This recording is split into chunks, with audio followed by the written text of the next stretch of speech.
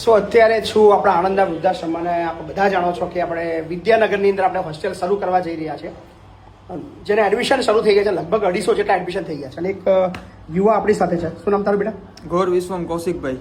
ગૌર વિશ્વમ કૌશિકભાઈ. કૌશિકભાઈ ક્યાંનો છું બેટા તું? હું કચ્છનો. કચ્છનો છું. હા. અને કચ્છથી અહીંયા રહું છું તું? હા. ક્યાં આગળ રહું છું? અહીંયા હોસ્ટેલમાં રહું છું તું? મને હા.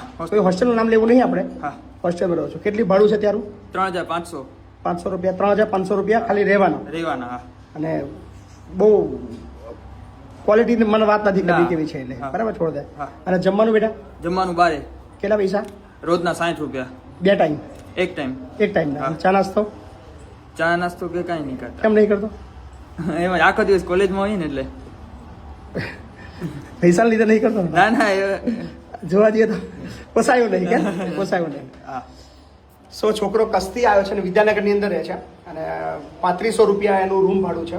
આપણે કોઈની વિરોધ નથી કરતા કે બીજી કોઈની આપણે બદનામી પણ નથી કરવી, પણ 3500 રૂપિયાની અંદર ખાલી રહેવાનું છે.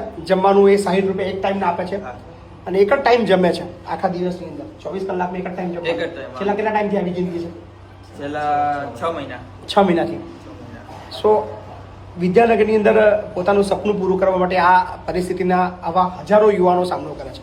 પણ હવે મહિપતસિંહ ફાઉન્ડેશન વિદ્યાનગરની અંદર હોસ્ટેલ શરૂ કરી દીધી છે. એડમિશન પ્રક્રિયા શરૂ કરી દીધી છે અને માર્ચ મહિનાથી રેસિડેન્શિયલ આપણે ચાલુ કરી રહ્યા છીએ. જમવાનું 2 ટાઈમ આપણે.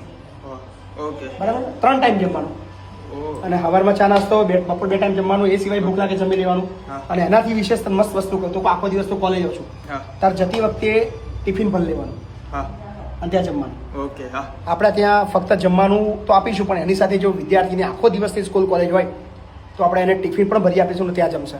ભૂખ્યો તો કમસે કમ નહીં રહે, કારણ કે તું જે જિંદગી જીવો છો ને એ જિંદગી હું જીવેલો છું અહીંયા.